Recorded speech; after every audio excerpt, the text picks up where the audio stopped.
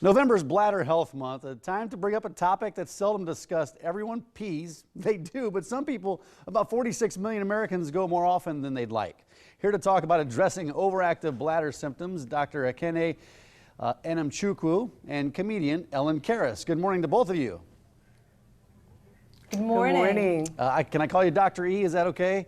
Dr. E? What exactly all is? my patients call me. Yeah, what exactly is overactive bladder? How prevalent is overactive bladder, and among women? Yeah, so overactive bladder is a chronic condition that is characterized by sudden and strong urges to urinate, frequent urination, getting up at night to use the bathroom, and even leakage of urine. And as you mentioned, about 46 million Americans admit that they are bothered by this at least at some point, and over 30 million are very bothered. Yeah, why do so many women with OAB just learn to cope rather than actually talk to a healthcare provider about it and do something about it? And that's a question that I frequently ask my patients as well, because according to the Urology Care Foundation, women wait on average about 6.5 years before seeking care, and men wait just over 4 years. So the number one answer that I typically hear is embarrassment. They're just very embarrassed by the whole condition and the symptoms that they're experiencing.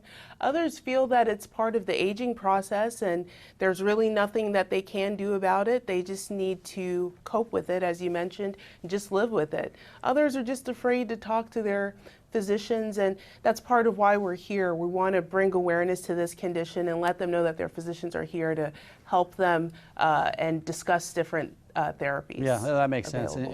Yeah, and we didn't bring the Greek goddess of comedy on here just to sit there. Ellen, you've got some uncomfortable, but you got some funny bathroom truths. Like what? Well, they did a survey, 1,600 women, to find out the lengths that women will go to use the toilet. And I love this one because I do this one a lot. Women, at least half the women, will go into a store, buy some random object, just so they have an excuse to use the restroom. Right. That's one thing. Sure. There's another one where, I'm sorry. No, I was going to say, guys do that too. Yeah. Oh, they do? Absolutely. Well, my husband doesn't come home with anything. He just doesn't tell you. Just like true confessions. Yeah. What else? What are some other truths that you've heard?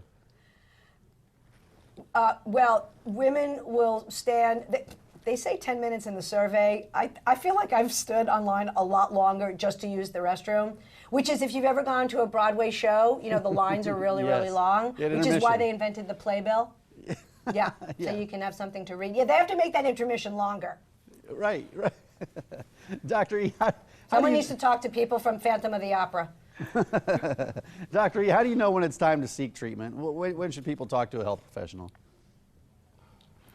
Really when you're bothered by the symptoms, when it's starting to affect your quality of life, again, when you're starting to build your routine around your bathroom, around your bladder, and finding a bathroom, when you know every bathroom and every location of every bathroom between point A and point B, that's probably a sign that this is starting to affect your quality of life. Yeah, well, it's an issue affecting men and women alike.